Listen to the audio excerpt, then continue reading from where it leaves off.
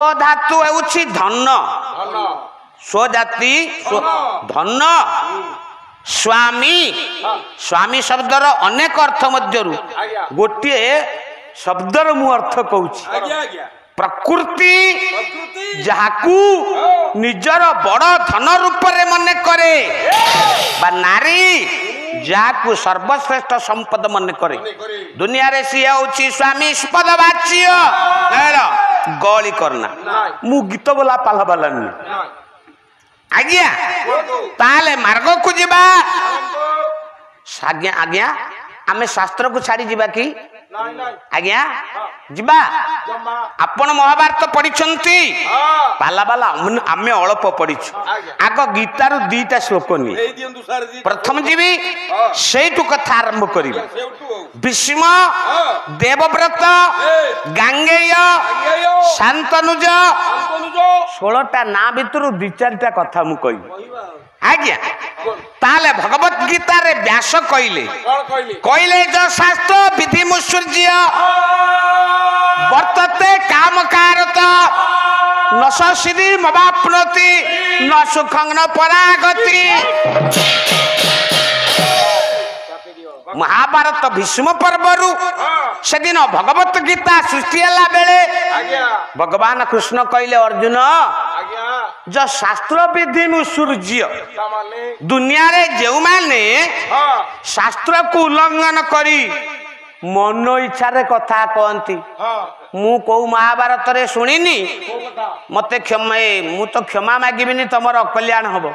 मो ऊपर रागिबनी श्रद्धेय सान भाई मु को महाभारत रे सुनिनी गंगा तांको 7टा पुओ को पनिकी रे काटिले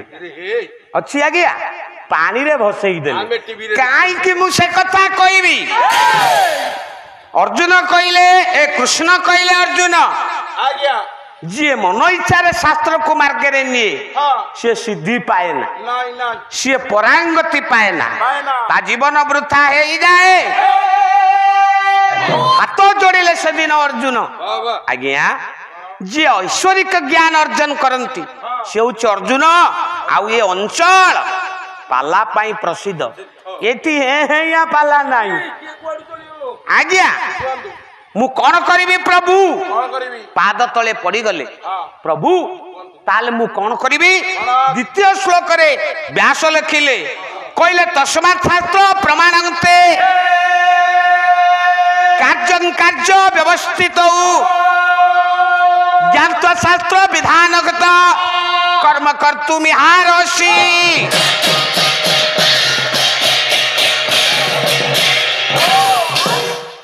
कहले अर्जुन तस्मात् कि तेणु तुम्हें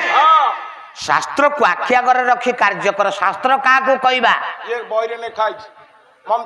मु तुमको पचारुछि अरे शास्त्र क्या को कहबा देखिबे परम शास्त्र भागवत ताकू अभ्यास करुथिबा नित्य एमती कौन पाला वाला आजिकल पढ़ुंट आज्ञा आउ श्रीमद भगवत गीता को उपनिषद ना शास्त्र कहा शास्त्र शब्द ज्ञानी जन ए माँ पाटी शुण पाटी करनी गप शुणिले पाला नुहे माँ जीवन को मार्गे नवा मु पंडित नुहे पंडित जहाँ लिखिं बोलुची हसवा नाच गीत शुणा पालार किसी मूल्य नहीं सकाल को किसी काम लगे एगुड़ा बहुत रेकर्ड डांस होची छुआ मैंने करचंती नहीं पाला एक बरेण्य शास्त्र जहाँ मो जीवन को सजाड़ी दिए सास धातु सास धातु होची शासन करवा निजर शासन पद्धति द्वारा आज्ञा शुणु जी आमको परित्राण दिए जोठी शासन नहीं